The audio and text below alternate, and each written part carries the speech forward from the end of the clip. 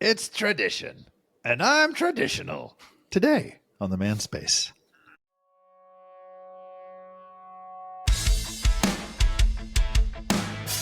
Welcome to the Manspace podcast. We're your hosts, Doctors Matt Brown and Rob Porter, and clinical therapist Mike Porter.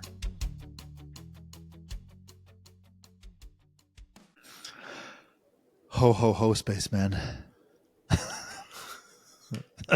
That's all I got. That's my festive beginning. Oh, I should have said today on the Merry Man Space. Dang it! I guess we could just start over, Rob. But I'm not going to. We're already in. I pretend like people are listening live. Somebody was telling me that, you know how British people say Happy Christmas? Yeah. It wouldn't be Thanksgiving, but maybe New Year's, that they say Merry for that one. Really?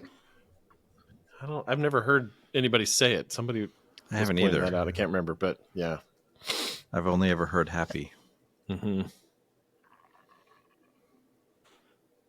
I wonder where the Merry came from. I was like, what are you doing there, Rob? I'm Googling. Do Brits say Merry New Year? This says no. Brits typically say Happy New Year. But they wouldn't be unless they were in the U.S. talking about Thanksgiving. No. So I don't know if somebody from Britain in the U.S. said Merry Thanksgiving, maybe. They don't do Boxing Day, do they? Is that a Canada thing? Merry Boxing Day? No, they do Boxing Day. Is it? Yeah, isn't I think there's like Canadian Thanksgiving, which is a different day than ours. Yeah. It's like November 11th. Where they eat Canadian bacon. Ours. It's November 1st, I think. Do they just or call we it like bacon? To call it ham. I feel like there was something else I was just about to tell you guys, and now it's left. Hey, did you Isn't guys that weird, though? Sorry. Go for it. What? Well, I was just thinking when you said that, we have Hawaiian pizza, and instead of just saying ham and pineapple, we say, on our Hawaiian pizza, we put Canadian bacon. Dumb. That is odd. Also, if it was really Hawaiian, wouldn't it be Spam and pineapple? That's true. That's gross. With poi instead of tomato sauce? Yeah. Like probably just some guy was like, well, it's got pineapples, so it's Hawaiian. Yeah. It's always probably just some rich white dude deciding things, just like the stupid selection committee for college football playoffs. Wait, what are you upset about there? Nothing. The selection is fine. I still think Oregon is overrated, but we'll see. Yeah, but they did go undefeated, so. Sure. And they did beat Ohio State and then also beat a ranked team. They beat what? Iowa? No, not Iowa. Whoever they just beat in there. Penn State, which Penn State was ranked number 3. So it looks like that's really impressive, except Penn State hadn't beat anybody else either. So everyone was like, why is Penn State number 3? But it doesn't matter. The point is, I don't like it that it's a system where it's like there's a bunch of, they'll show video of like the committee sitting in a room watching football. And I feel like, what? That's how they decide? Why is this our system? Yeah, this is our system. Well, they look at other stuff. No, I understand that. It doesn't matter. I feel like, why is this not merit-based? It's not really fully merit-based.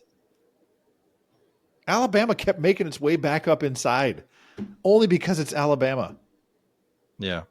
Mm-hmm. Anyway, it doesn't matter. Who cares? You do. Apparently, a lot. Jeez. That wasn't what I was going to mention. I was going to ask you guys this. How often do you get, maybe we've talked about this before. Do you guys get Christmas gifts very often from your clients? It seems like it's been maybe at least one person a year, but I could be wrong. I mean, I got one yesterday. I don't generally get them anymore. I'll get probably like that, 1 or 2 people maybe a year, and it's usually just like treats of some sort. Yeah. But when I was down in Westlake, which is a moneyed area of Austin, I would get multiple gifts every single year, like lots. And everyone brought me Christmas cards, which kind of made me laugh. I was like, I'm deeply involved in your life. Like, I know all your intimate details. I don't need your Christmas card. Like a Christmas I know letter what's- type of a thing? Like, Yeah. this is what's happened this year? Yeah. And also, it feels like, guys, I have no choice but to immediately throw this away. Yeah. Like a Christmas card, I can't put up and I Mhm. can't take it home. Mm-hmm. Right. So it's like, it makes me feel guilty. Like, well, thanks. Like I say, Maybe I they would could feel now. guilty not giving it, but yeah. I could now with Probably. my office. I could put Christmas cards up because no one ever goes in that office. Mm-hmm. That's true. But it's still like before when I was, next door to you, Rob, it was the same thing. Like I had a few people send cards and I was like, I can't do anything with this. Mm-hmm. I do think it's kind of cool to be like, hey, neat. And then I just have to throw away. Yeah. But I've also thought, did I stop getting Christmas cards or Christmas gifts because I'm just a jerk and I'm not very effective anymore? Rob, you have not earned this gift. One client asked me recently, he's like, hey, I'm looking around, your office isn't very decorated and I don't see a gift for me. I was like, okay. Like decorated for Christmas? Yeah, I was like, I'm Oh. not decorating my office for Christmas, man. It's too much work.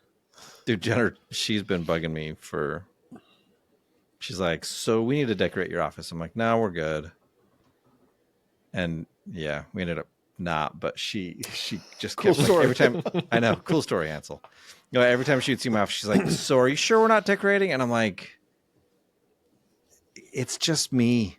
Like I'm still largely virtual. And so I think, yeah, for what? Like Mm-hmm. Do you put on Christmas tunes in your waiting room? I do for when I have clients. Yeah. I don't have music in my waiting room anymore because I'm always like, what am I going to put on? I used to like to Well, put and on isn't it stuff like- that I listen to, but not Yeah. anymore. But then it's I still like, do. doesn't everybody else in the hall like weigh in on it too? Well, that's happened before where one of the other therapists came out and he was like, I had to turn it off because it was that Jimmy Eat World song, Pain. And the verse kept saying, or the chorus kept saying, it takes my pain away. And my client's in there talking about suicide. And I was like, A, I'm pretty sure he couldn't hear it. And B, Mm-hmm. I don't think he's reading into it. Like, I don't think he's like, yeah I told you they're about right. that practice I worked at where the kind of the main therapist had like an instrumental playlist, but she had the theme song for MASH on there, which the title of Like, is Suicide is Easy. Suicide is painless. Suicide is Or painless. Painless. Yeah. Yeah. Yeah. Yeah. That's a real downer. Not a good pick for a waiting room. No. I was just thinking, spacemen. This is essentially the Manspace equivalent of a Christmas party. I was just thinking, dang it, we should have had like holiday treats because you will be listening to this next week, which is the 18th of December was when it will come out. And then we will not be, just so that everybody knows, there will be no new episode on Christmas or New Year's. It won't be until January 8th that the next episode comes out. So this is basically our Christmas party. And now I'm a little disappointed that the three of us didn't do a Secret Santa. Can you do a Secret Santa with three people? I don't think it mean, would be kinda. a secret. I feel like next year for sure we're going to have to do some sort of manly gift exchange. I brought my balls. Oh, Matt's got some Simply Fueled Protein protein balls. I was laughing, and my wife reminded me that I sometimes am immature like a teenage boy. No, But I was reading the nutritional information, and I love the serving size. one ball. 2 balls. It's about 2 balls. They couldn't have just said serving size one ball. They had to say 2 balls. About 2 balls. be better if they said serving size uniball.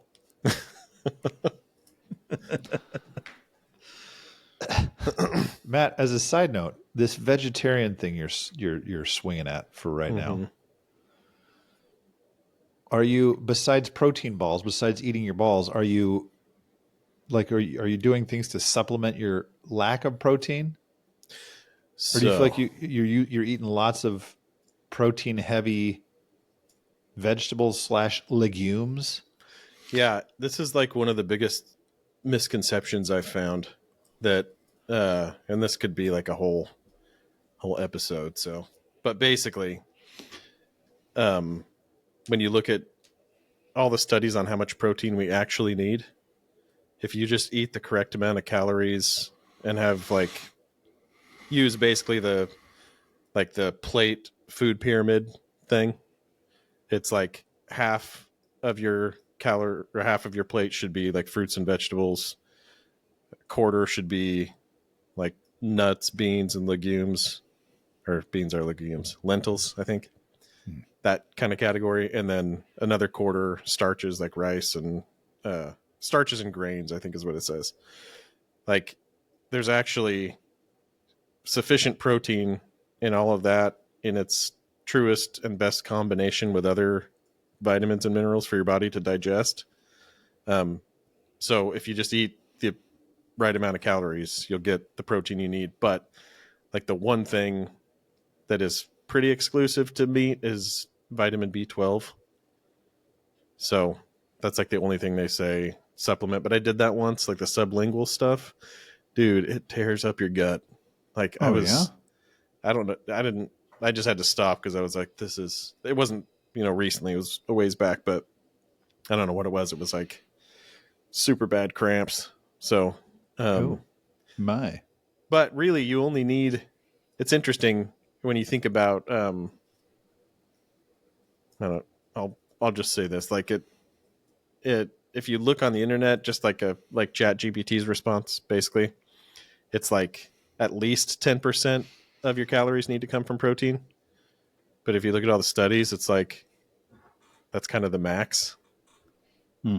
And when you have too much protein, it like leaches calcium off of your, like, all sorts of issues. So all these like super high protein, like people are like, you need to get 90 grams of protein per meal. I'm like, that Per might be meal? doing, Oh. like, I've seen guys that are, pack this many grams in to each meal. And yeah, we're like generally way heavy on protein.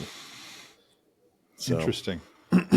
I've recently started drinking protein in the morning so I can get jacked. It's actually because my wife was talking about she with these classes she's taking and learning like that this is the peak time, when you've just worked out, your body is best prepared to it needs protein to then boost these things, and and I've read, I don't know what to believe about food anymore on Yeah. not even the internet, because this was true before. Like back in the 80s, it was like butter was the worst thing. Fat was bad for you. Mm-hmm. And now it's like, never mind, fat's not bad for you. And then it's this certain kind of fat. And it's like, never mind. And it's always like, never mind. So like whole milk was the devil and everyone was drinking basically white water. And I was like, what? Yeah. And I was like, no, whole milk's good. So I don't know what to believe, but I've read these things. It's like, you should be getting, I was like, well, I'm not getting anywhere near that amount of protein. Mm-hmm. It was like, it didn't say 90 per meal. It was kind of like you should be getting, was it like 100 grams per day? It was kind of based on body weight. If your body weight is this, you should be getting this many grams per day. And I was like, well, I'm probably only getting like 40 grams of protein a day.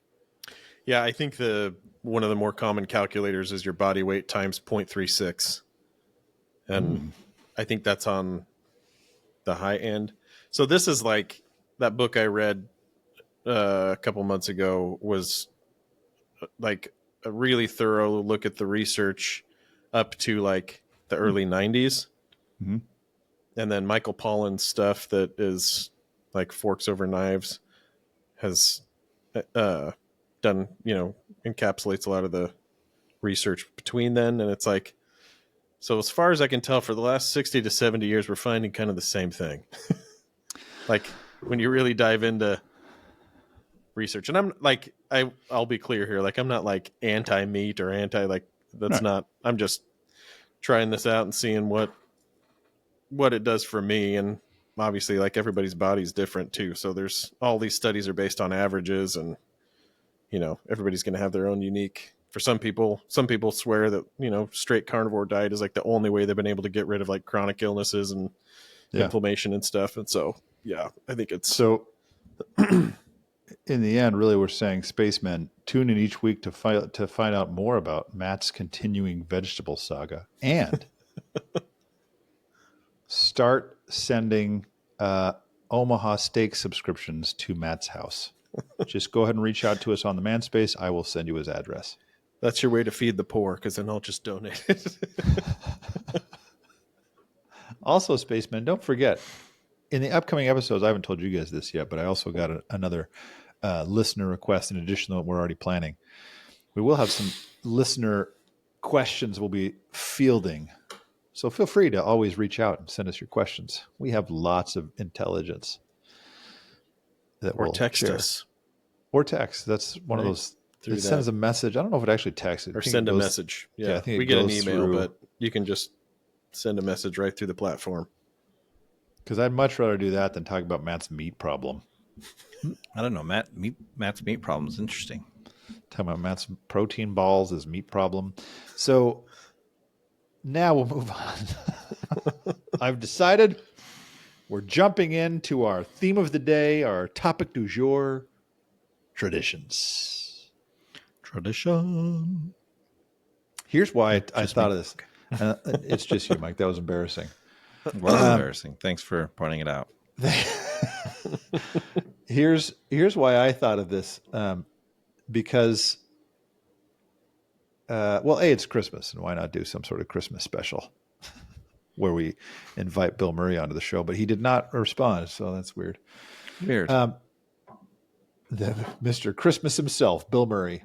So, but I've thought about this tradition thing. We've done an episode, I think, a long time ago. I think on rituals, didn't we do? Or did we never do that? Rituals of deprivation, I think is what we did do that. It. Yeah. Well, this one's different. Like, I was thinking about this because at Thanksgiving, Mike and I went to our sister's house, and she was posting in this chat trying to figure out what we're going to eat. And she's like, I know, she didn't call anybody out, but I was like, we all know who you're talking about, Jen. I know that some of you like traditional Thanksgiving food and some of you don't. And I was like, yeah, Jen, I have said before that turkey's not my favorite meat. And I don't like when people say, Thanksgiving is the only holiday we have that is specifically, the holiday is, yes, give thanks, but also eat this big, huge meal. And the focus is the meal. And at no other time in my year would I say, I'm going to have a meal that I'm super excited for, and I can eat whatever I want. Give me turkey and stuffing. I would never say that. It would always be something else. However, I'm not opposed to traditional Thanksgiving dinner. But Mike, you are more traditional than I am. Would you agree? Yep. You were always willing to let me throw a brisket into the turkey mix at our Thanksgiving, but wanted to make sure turkey was always there because it feels traditional. And I actually don't mind turkey. Yeah, but that's just it. That's not enough for me. If for the one meal you're going to say, I don't mind turkey. Well, no, meaning I can't say I love it because I'm not going to seek turkey out the rest of the year. I know. That's okay, but that's... but as I, especially as I get older, smoked meat sits like a freaking ton of brick for me. Just smoked or just meat? Typically smoked meat. I know. And that was, I don't know, that was okay. Turkey's a lighter meat. Yeah. The brisket's is red meat. When I have brisket and it I'm always oh, holy. Yeah. I don't go to a lot of barbecue places and it's anymore. not that I eat a ton of it. I don't. Right. I don't eat more than I eat any other time, but it sits heavy. And so there is part of me that thinks, I don't I love brisket, but the thought of eating it, I'm like, no thanks. And then ham, I don't really do ham. Well, ham's an interesting one too, because my wife when just you have likes it, ham.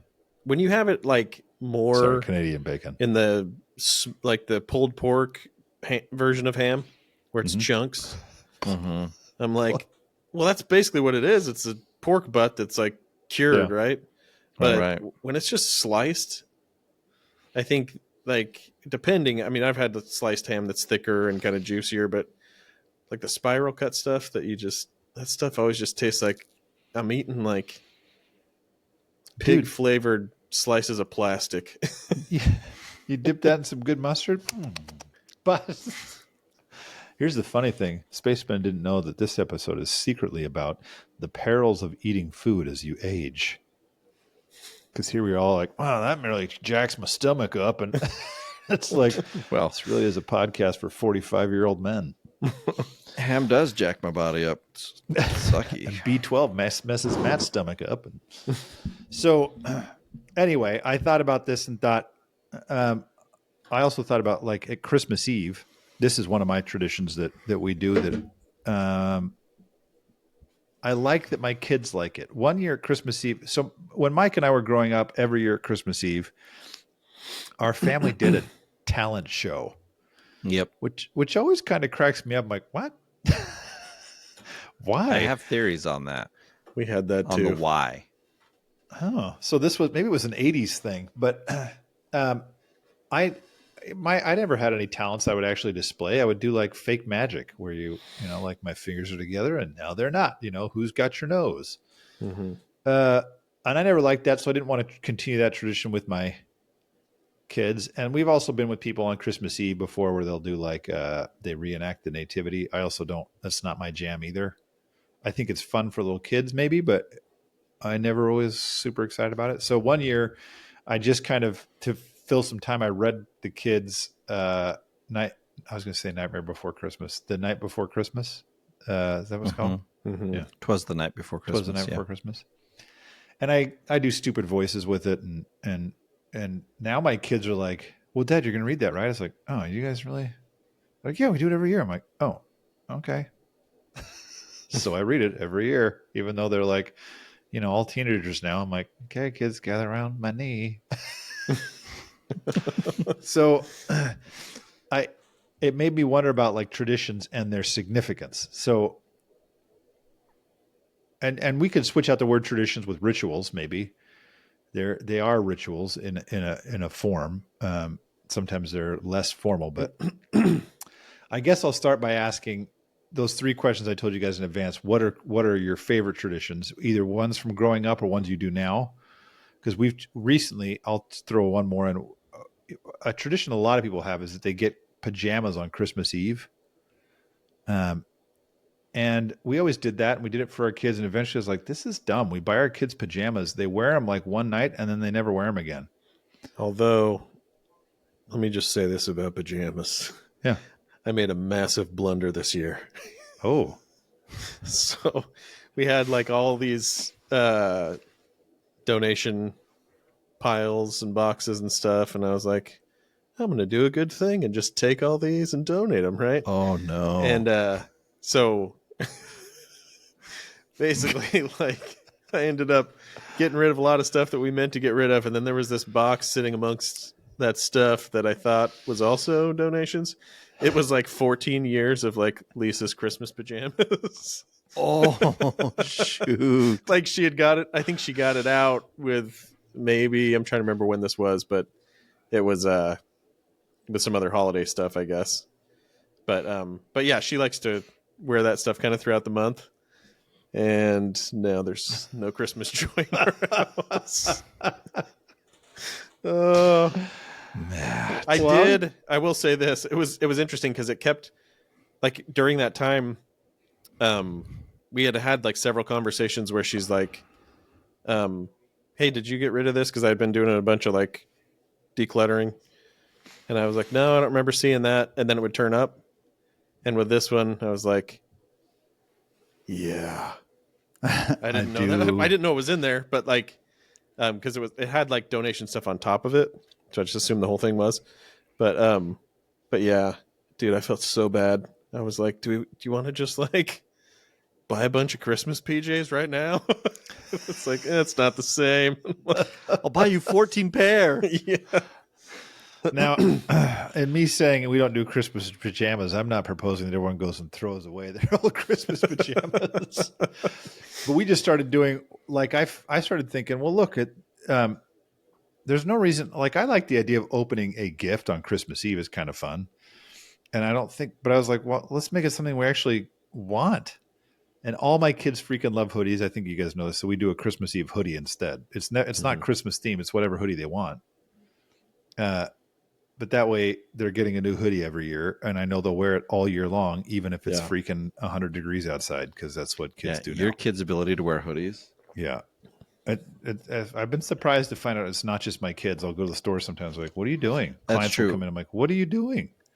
My kids used to. They don't as much anymore. If I could wear them every day, I would. Really? I really love hoodies. I love getting to this time of year so I can wear them every day. Yep.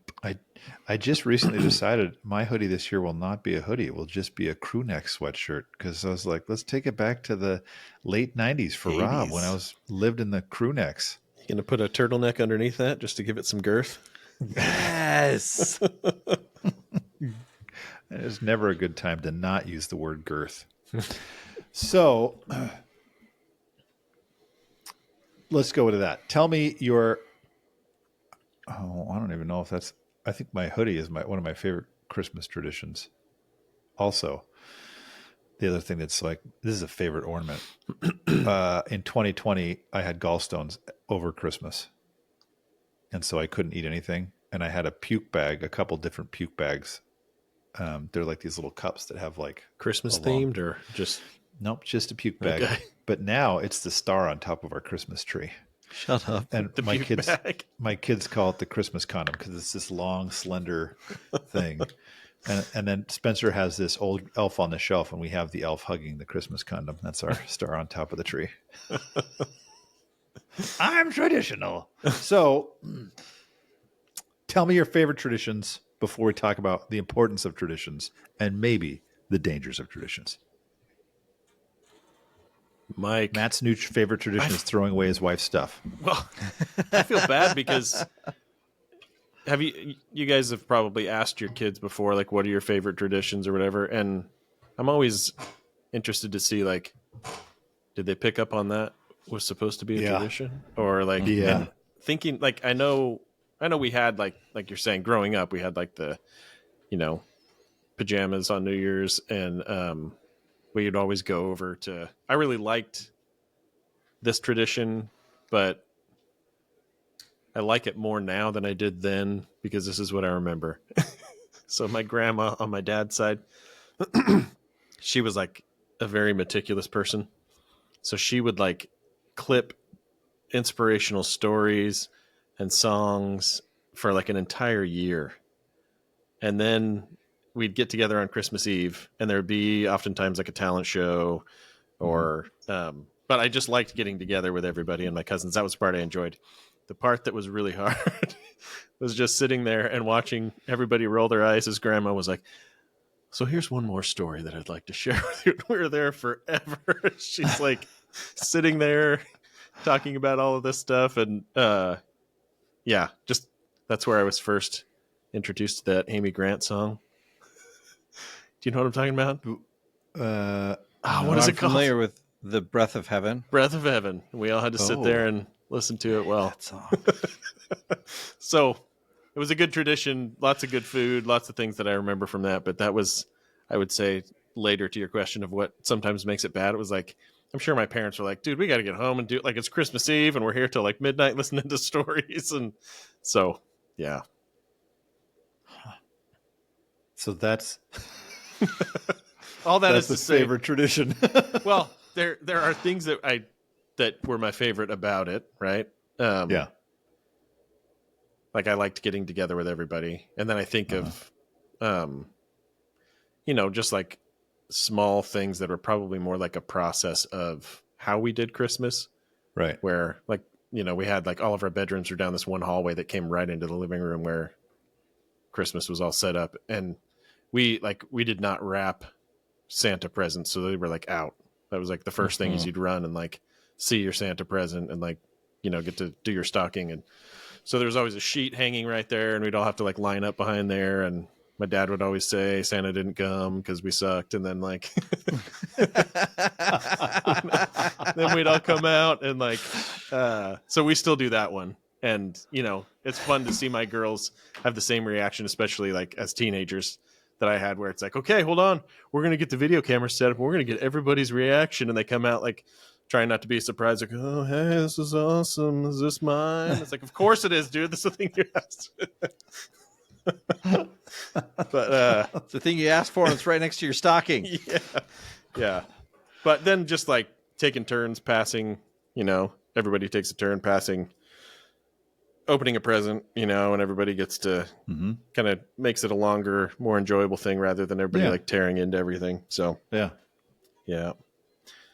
There was always a good breakfast. Not the same. Wasn't like you guys where you had the same one, but Yeah, I don't have that anymore because my wife didn't have a same breakfast every time. yeah. But Mike, So is it supposed to be one from a kid and one from an adult? Is that what it is? no, it's just whatever. Like these are my favorite. I think some of like moving to Missouri was a weird thing for Jenna and I, because we kind of said, hey, we can, like, if we want to change things, let's change things. And so we've asked our girls with each of the subsequent holidays, like, hey, are there traditions that we've done in the past that you still want to do? Are there ones that you think, it was never my favorite? And so we've kind of, with every holiday, just said, let's make this what we want it to be as a family. Like, because when they're young, as parents, you kind of dictate this is what happens. And it's based on, you know, like for Jenna and I, like a lot of ours were like stemmed from our two families. And so we've started kind of looking at that. But one of the ones that we came up with actually a few years ago, like we, like a lot of people, will read the nativity story, right? And honestly, like, I'll probably get someone will be irritated at this. The account in Luke 2, like, It's not your favorite? no. There's a whole bunch of other scriptures throughout the Bible and even in, you know, like the Book of Mormon, where I think, I really like what they say about it. And there are aspects of this that, like, I wanted to highlight for my kids, not just the night of, but the fact that this was, like, you know, kind of talked about. And so we kind of went through and kind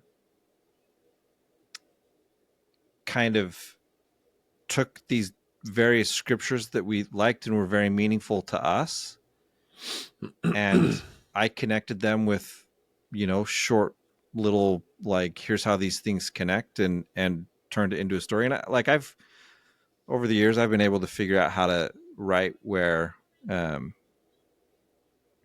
like Jenna pointed out the first time she read it, she goes, I can't tell when it's you and when it's scriptures. Ooh. And I was like, that was my goal. Like, I wanted it to sound all kind of the same. And she's like, I think we need to point out the scriptures. I'm like, we don't. It's fine.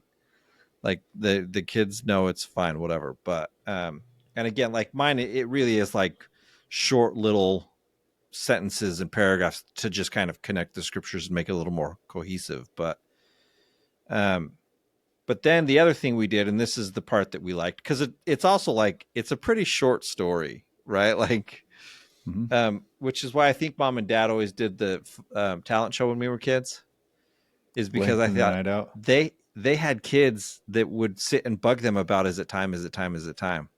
8 of them, was 7 of them. And so I think, right, that's like, what are you going to do to get the kids to, I mean, think about it. We would sit and practice our talent, you know, for like a good 30 minutes before the talent show. And then we'd go through the talent show. And then by the time we were done, it was like, all right, well, you guys can go to bed now. And so I think that might've had something to do with it. But for us, we went through and found different Christmas carols that fit the section of the nativity, and we'll pause and sing it as a family. Like one year when Cole was learning guitar, he learned how to do Silent Night. And so he accompanied us on the guitar, which is like kind of our ideal would be, like, as Macy's now learning it, and like I want to learn piano, I think the ideal would be to have that be a thing. So it's not just, the four of us singing a cappella, or the, 5 of us, 6 of us. But it is one of those where like, but that's what we do. And for me, it's like the kids don't mind it. They enjoy it. They've done it. We're actually going to, our plan is to put it all together in a book that each of our kids can then take with them. And then kind of associated with that, when we made that change, we started the morning of, we have one kid who kind of will share just a thought about, right, like the spiritual aspect of Christmas. Before we let the kids go down, like we have them all sit at the top of the stairs, and Jen and I come back upstairs and sit and let them kind of share their thought, because I like, to me, I wanted them to remember, like, I love the magic of Christmas. It's one of my favorite things. And I, like, with my own kids, like, really leaned into the Santa thing. I love it. It's always been my favorite. It's part of why I chose to teach elementary school as opposed to middle school or high school. But I like it. The older I got, in particular, it became important to me that my kids remember the real reason that as a family we choose to celebrate, right? Which is not the magic of Santa Claus and stuff like that. It's Christ. And so that's kind of right. It was this thing that Jen and I kind of developed together, and I like that, that it's our own thing. So that's probably my favorite tradition. Nice. Got real meaningful. Yeah, I know. Sorry, it was real. I thought, like, I got a couple other ones that I really like, but that's the one that I think, no, that's the one I really like. That's the one that is, I look forward to it every year. Yeah. And at this age, a lot of the rest of them don't involve me. Like, a lot of the rest of them are things my kids do, but I don't. Like, they still all sleep together in the same room, which is something we did as kids. Mm-hmm. And they still, Rob, like, your kids always want 'Twas the Night Before Christmas. Yeah. So that was Jenner's tradition when she was a little girl. So when our kids were little, that's what she would come in and read, 'Twas the Night Before Christmas. And like, I think it was last year, because like I said, it was kind of the reset year for us. And so we kind of didn't bring it up. And we were like, all right, well, like, we're done for the night. You guys can go. They're like, well, you're coming to read, aren't you, Mom? And she was like, yep, sure am.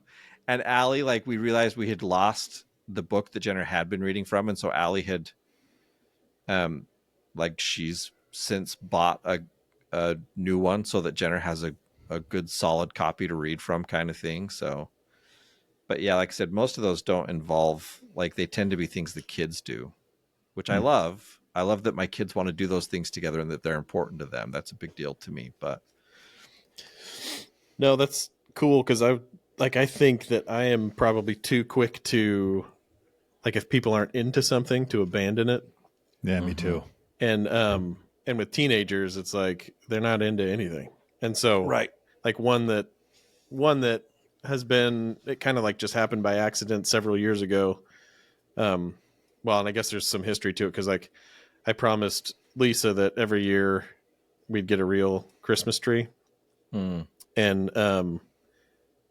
even though, like, the places we've lived are, like, very much not amenable to real trees. Yeah. And so there's a tree farm here that basically grows bushes. But like, we decided to go check it out, and we decided, like, the tree, we got the tree, but it was like not, that was the first year we got a fake tree, because we got the tree and brought it home. We're like, this blows. Let's put it outside by the front door and decorate it and go get a good fake tree. And so we've had a fake tree since then, but that we still go back to that place to get a Christmas wreath, because they make a wreath out of actual pine boughs and stuff. And then we were super hungry, and there was this really good pupusa place right close by. So we kind of combined those two, right? Just let's go get the wreath and go get pupusas. And it was really cool when the kids were younger.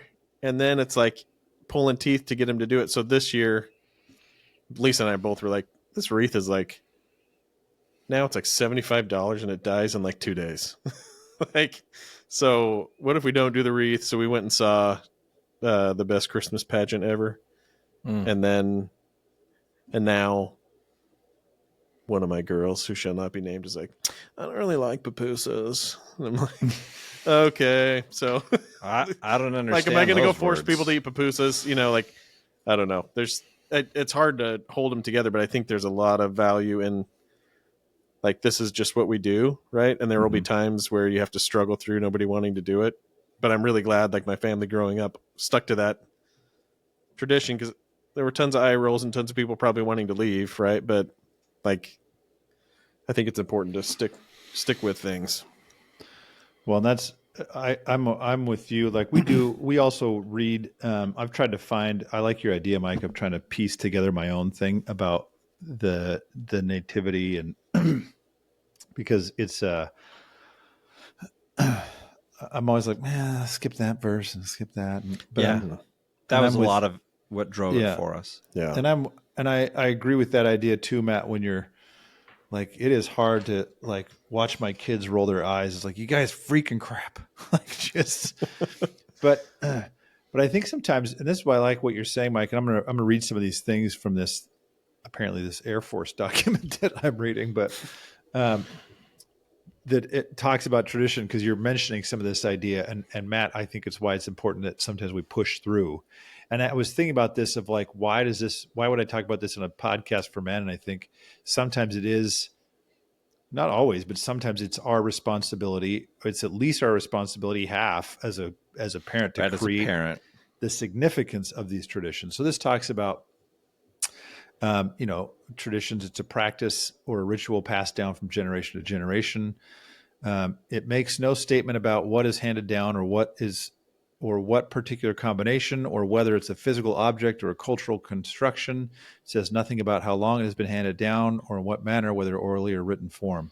The joy of traditions is that we feel a sense of belonging when we create them, and they tend to connect us with our roots. And then it has 7. I'm only going to share a couple of these about why traditions are important. And these first few, I think, are pretty significant, but it creates a sense of comfort and belonging, bringing people together. I want to skip that one. This one I thought was important, and I thought, I've never thought of it that way. It provides a forum to showcase role models, and then to celebrate what things matter in life. It also says it's a chance to say thank you to contributions that others have made. And then it talks about, it serves as an avenue for creating memories, but also as a way of reinforcing values. And so, Mike, as you're talking about that, I think, that's interesting to say, I want to reinforce this value, like to just have a tradition. If it's like, well, we always do this, like, to me, and this is what's interesting about people are like, well, you got to eat turkey. I'm like, I don't need to eat turkey. Turkey is not actually connected, other than the fact that it was almost our national bird. It's not really actually connected to anything patriotic or thankful in any way for me. What matters is the tradition of thankfulness. And then I gather with my family to say, hey, let's take a pause to do these things. So if I want to swap this thing out, like this thing's saying, hey, you could change this. Like, Mike, you're saying, we don't just read Luke 2 now. We read this and this and this. It's like, yeah, because the Luke 2 was not the tradition. Right. Now, there are some fun things, like my kids saying, hey, make sure I want to read the night before. It was the night before Christmas. It's like, that's a fun thing.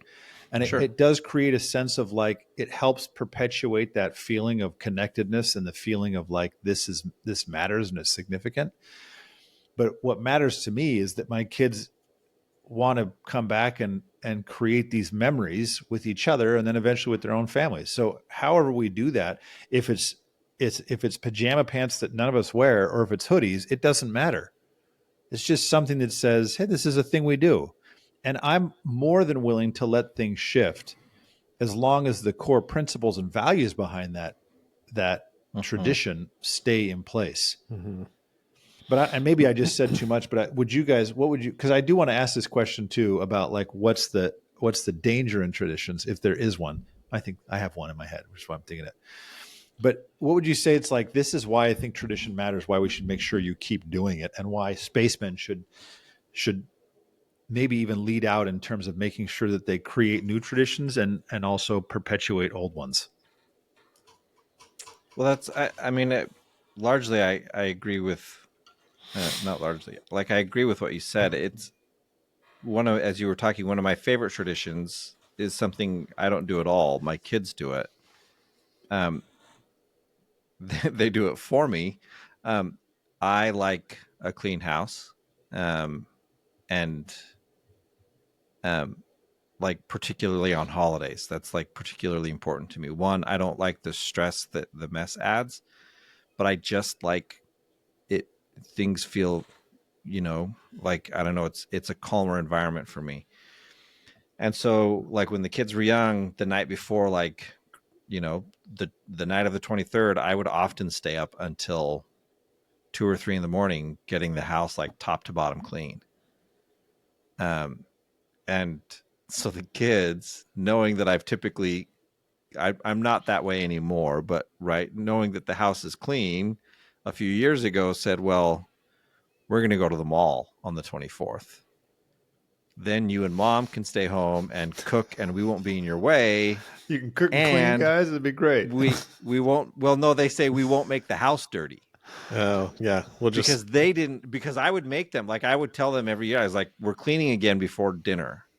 Like, we're not going to get into the evening of stuff on the 24th until the house is kind of picked back up. And so as they got old enough to drive, they're like, can we just go to the mall and then we won't make a mess? And we were like, sure. And it is like, they never buy anything, but it is one of their favorite things. They were so upset because I don't remember what year it was. Like, the mall closed and they were like, we can't, but what are we going to do? And but I love that they get excited about doing this thing, together. Yeah. Yeah. Yeah. I think, I was just thinking the movie we watched this year, a lot of people have read the book, and I guess there was a movie back in the 70s, but yeah, I mean, that was kind of like, that movie is actually a good example of where tradition can be bad, right? Where the lady who has run the pageant forever is like, it's this way. And it's like, basically the kids who are going to perform the parts, which really aren't parts, best. But to look at the underlying principles of, like, isn't this really about bringing everybody in, and especially those that don't have a place? And, like, isn't that the story we're all trying to present here? So, yeah, I think that, as I'm thinking about, this is why I think I started off with wondering what traditions do my kids remember? Because they don't come, like, for whatever reason, like, they don't come readily to my mind when I sit and think about them. It's like, oh yeah, we do this, but it's like, I don't think we call it a tradition so much as, like, it's something that we do that we all enjoy. Like, particularly since all my girls got diagnosed with celiac, Lisa makes really good cinnamon rolls, like gluten-free cinnamon rolls, which is kind of like one of the few, like, huge baking successes with gluten-free, baking, which is really hard. So, and then Lisa and I always, like, wrap and do the stockings. We don't wrap before Christmas Eve. We do, like, all that after the kids go to bed. And that's when they have that thing, kind of like you're saying, where they, like, love to go, well, when they were all in the house, right? But, like, they would all love to sleep in the same room, and, like, at times, like, decorate that room a little bit more. And then we would wrap and watch National Lampoons, because we just saved that one for us. And then, sometimes I'd get to watch my favorite one after that. Die Hard. No, we actually that's another thing, is just, like, this list of Christmas movies that we always start Thanksgiving Day with Elf, and then we try and, like, Me too. get through a bunch of them after that. But we were wondering this year, should we throw Die Hard in there? But no, my absolute favorite is try out Violent Night. It's actually fantastic. Anyway, go ahead. No, and there's a few in there. One that just made the list is this Lindsay Lohan movie with Cord Overstreet. And, like, we watched it on Thanksgiving, and I was like, who the crap names their kid Chord? My daughter's like, it's Cord. So the whole movie, I was like, like turning his name into a verb. Like, oh, they just chorted that one. So now I think we nicknamed the movie "Chorting Christmas" or something. But I think where it can be miss the point, right? Is like when clearly, like, more than 75% of the participants are like, oh, this is this thing we do so that this one person can feel like we do this thing that's important to them, right? And and there's no room for like anything else. There's no room for collaborative conversations about like, hey, what's meaningful, what ties us to some important principles. But yeah, I don't think I have been as intentional as you have, Mike. That's pretty solid. That's what I think is, because I agree with, and I'm sure, Mike, you would echo the same thing, this idea of like, when I say danger, the only real danger is when people hold so rigidly to their tradition that it becomes off-putting and it becomes a negative memory for people. And I think that what matters there is you really have to know, okay, well, why are you doing this tradition to begin with? Because there could be 18 ways you do it. It doesn't have to be that you watch Die Hard when you go to sleep. Like you could have just as good a memory doing something different. It just matters that the principle behind it is still there. And I have seen, I guess you're right. That is a good example.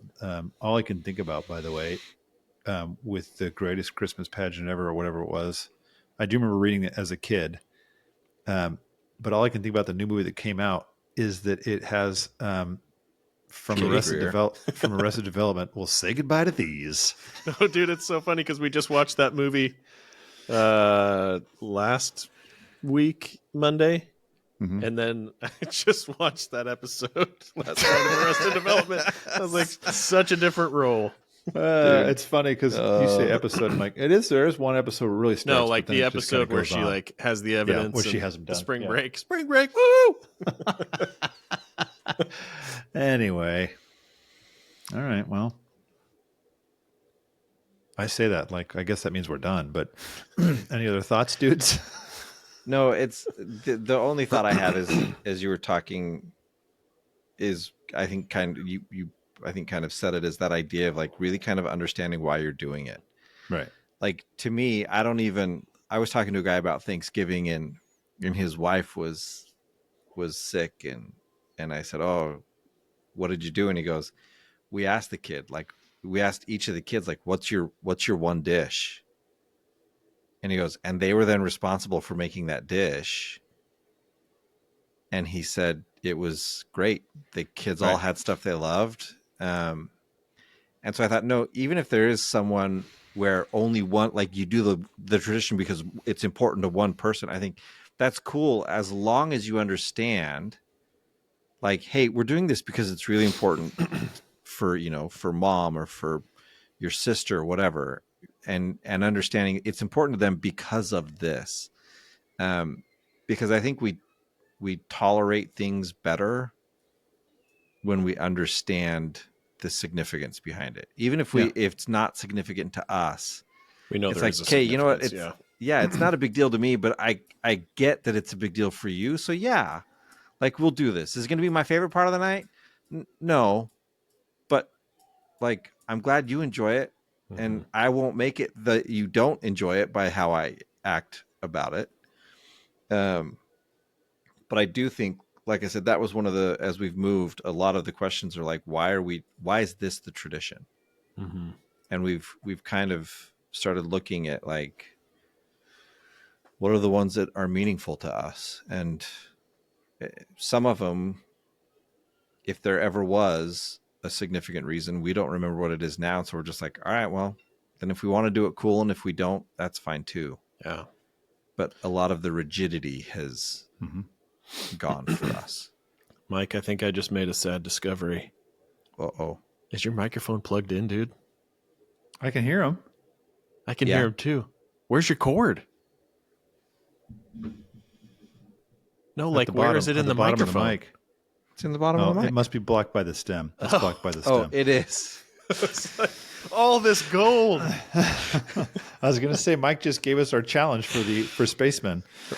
Is that this year for Christmas / New Year's, the holidays, then it's either A, start looking at and questioning, okay, why do we do this tradition and what's the significance behind it? Maybe create some new traditions or try to infuse more meaning into the traditions you already have and become the man you've always wanted to be. And then come back after Christmas and catch us on the Manspace. Have yourself a merry little Manspace.